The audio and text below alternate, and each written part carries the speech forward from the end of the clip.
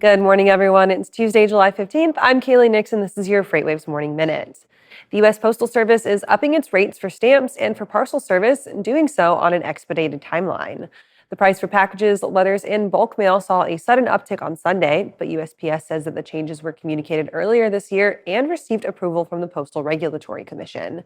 Domestic shipping increased 6.3% for Priority Mail, 7.1% for USPS Ground Advantage, and 7.6% for Parcel Select. The minimum charge for small packages now sits over $4, and a first-class mail stamp will run you 78 cents.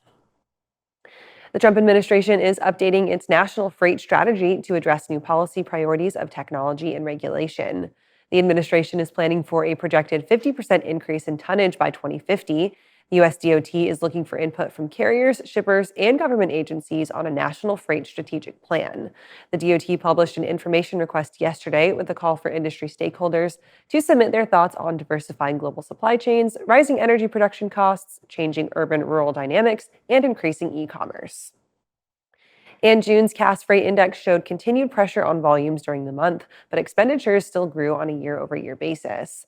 Freight shipments were down 2.4% year over year and down 0.2% from May.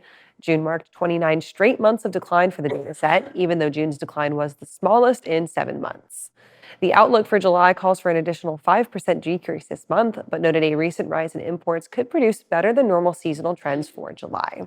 Coming up today on FreightWaves TV, make sure that you stay tuned in for a check call with Mary O'Connell, and we've got Loaded and Rolling on deck with Thomas Wasson. We opened our nominations for the FreightTech 100 yesterday, so make sure you head on over to freightwaves.com/awards. Get your nominations in for that. They'll close later on in the summer, and then, of course, we'll announce our FreightTech 25 this fall at the Future of Freight Festival.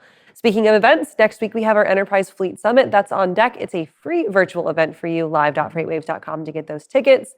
And then, of course, the Supply Chain and AI Summit is headed your way in just about 2 weeks. We'll be in Washington, D.C. for that one. You don't want to miss it.